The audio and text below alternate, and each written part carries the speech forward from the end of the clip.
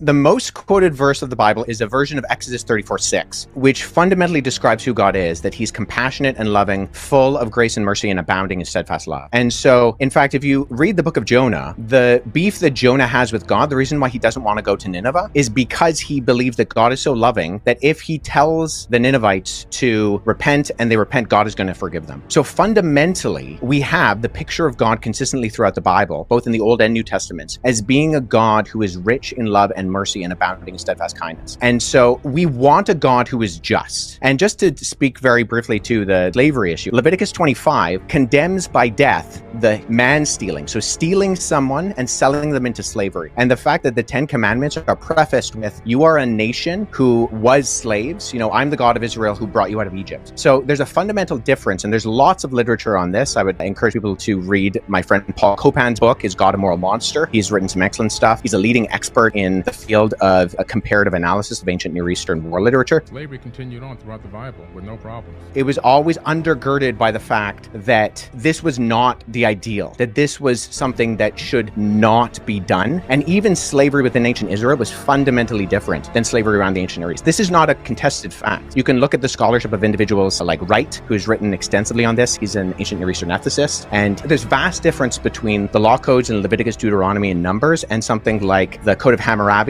which puts people on a tier system and gives different punishments depending on where they are within society. That's not true in ancient Israel. If you were a king and you stole somebody and you sold them into slavery, they would punish you by death.